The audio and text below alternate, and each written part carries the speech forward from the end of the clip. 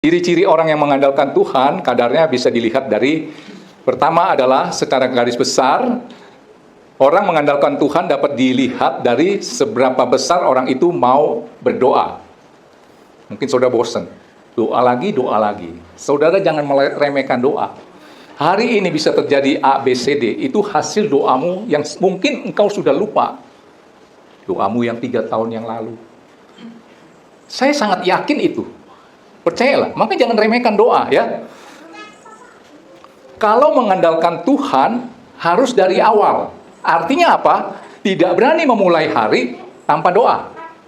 Dan banyak orang dia baru berdoa ketika dalam urusannya, masalahnya, dia nggak start dengan doa. Dia baru berdoa ketika di tengah perjalanan timbul masalah, itu dia baru berdoa. Seolah-olah dia mengandalkan Tuhan. Saya mau katakan, kalau orang yang mengandalkan Tuhan harus disetat dari mula. Berarti tidak berani memulai hari tanpa doa. Kalau dia doanya di tengah jalan, begitu merasa mengalami kesulitan, dia itu bukan mengandalkan Tuhan, tetapi memanfaatkan Tuhan. Saya cek, saya mau teropong, orang model kayak gini ada nggak?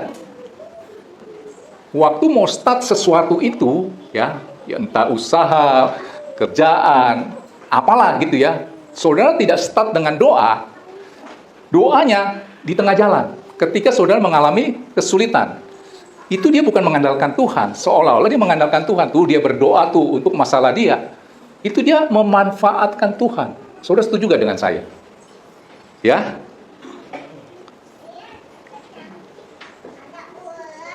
Kalau di tengah jalan dia baru berdoa, itu namanya memanfaatkan Tuhan. Itu ibaratnya Tuhan dijadikan ban serep. Betul nggak? Saudara kalau naik mobil, di tengah jalan mengalami misalnya sesuatu, baru ban serep itu saudara keluarkan.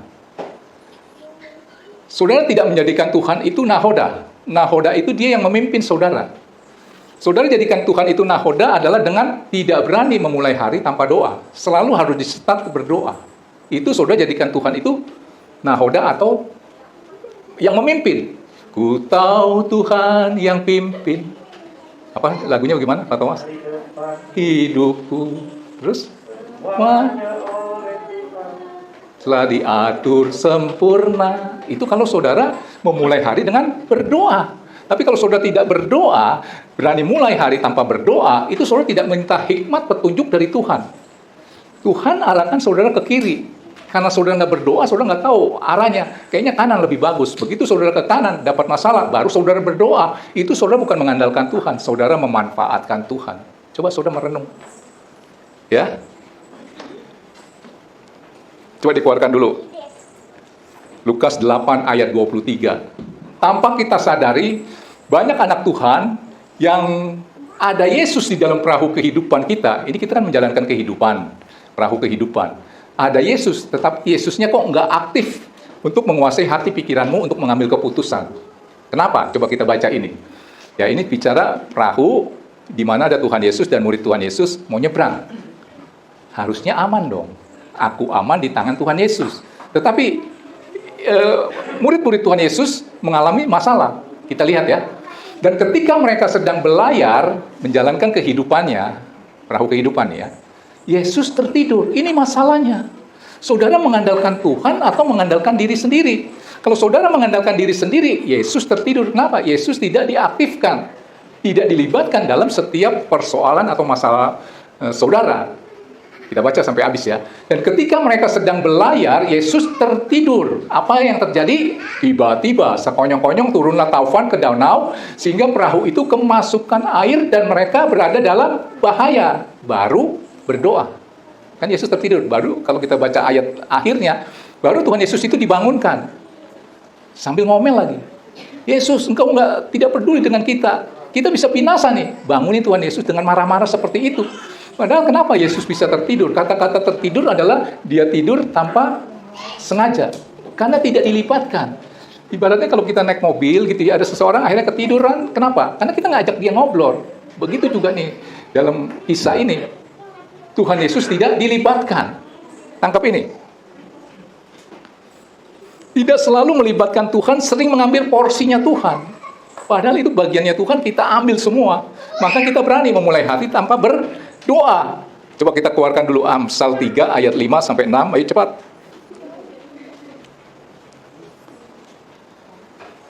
Percayalah kepada Tuhan dengan segenap hatimu. Orang yang mengandalkan Tuhan harus mempunyai kepercayaan 100% kepada Tuhan. Maka dikatakan, percayalah kepada Tuhan dengan segenap hatimu, jangan bersandar pada pengertianmu sendiri.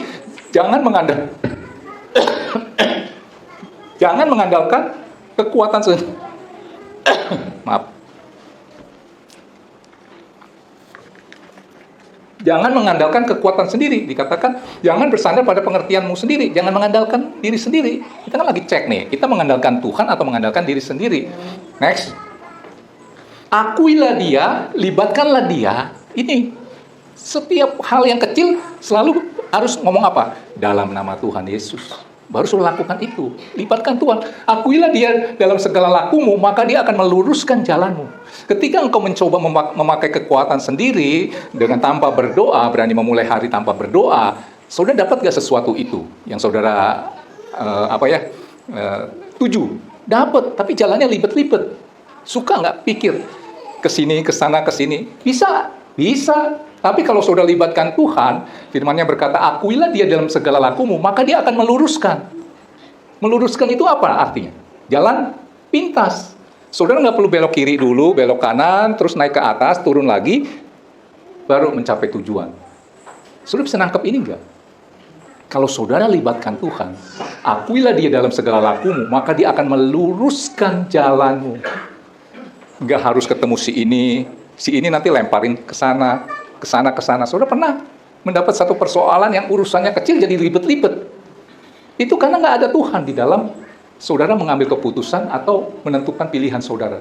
Ya, termasuk ketika saudara mengalami satu sakit, saudara bingung mau kemana nih? Dilempar sana, lempar sini. Dapatnya di sini. Kalau saudara akui Tuhan, maksudnya akuilah dia dalam segala lakumu, Tuhan bisa langsung arahkan, nggak usah berbelat-belit.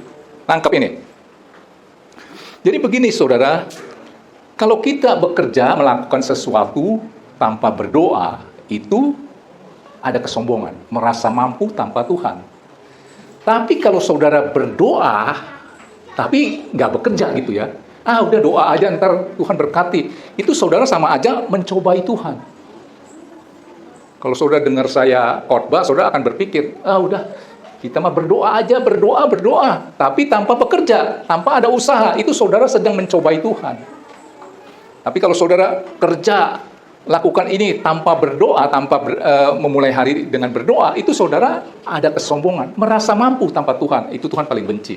Sehingga firman Tuhan berkata, Allah menentang orang congkak, mengasihani orang yang rendah hati.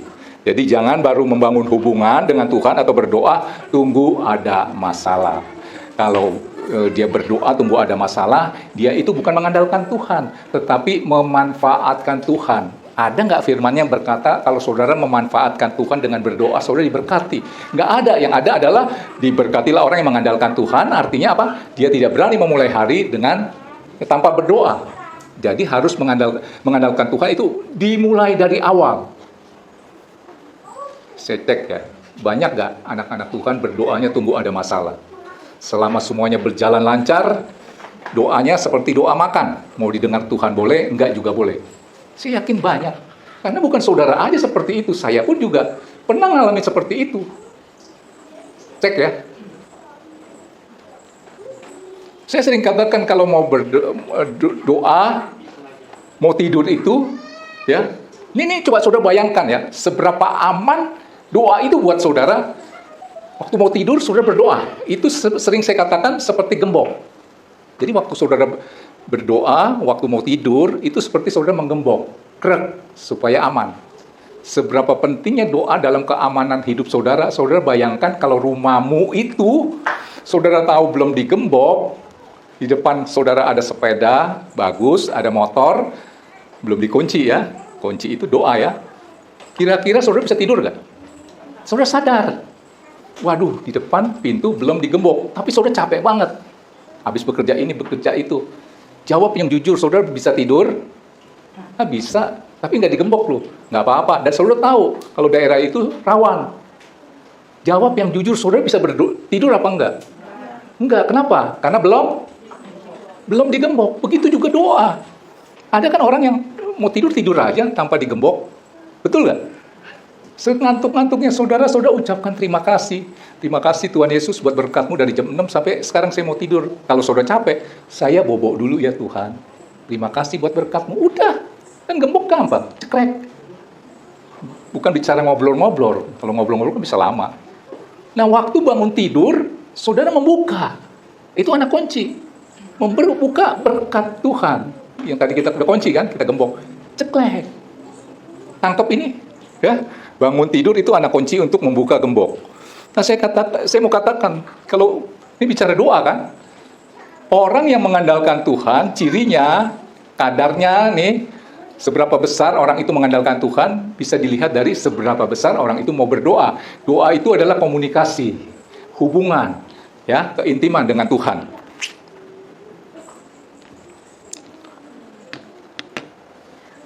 Jadi kalau kita doanya ya berani memulai hari tanpa doa gitu ya, kurang komunikasi dengan Tuhan sehingga tidak bisa mempercayai Tuhan 100%. Coba dikeluarkan dulu Mazmur 37 ayat 5. Saya pernah cerita ya, saya kasih ilustrasi supaya saudara bisa mengerti ya. Kita ini mengandalkan Tuhan atau mengandalkan diri sendiri. Kita ini percaya Tuhan atau mempercayai Tuhan. Ini ya. Firman Tuhan berkata, serahkanlah hidupmu kepada Tuhan dan percayalah kepadanya dan Dia akan action. Kenapa selama ini Tuhan tuh nggak bisa action full? Karena kita belum berserah penuh. Serahkanlah hidupmu kepada Tuhan dan percayalah kepadanya dan Ia akan bertindak. Garis bawahi kata-kata bertindak. Ada kisah seorang hamba Tuhan pelayanan di satu desa di gunung, ya. Di daerah itu nggak ada lampu.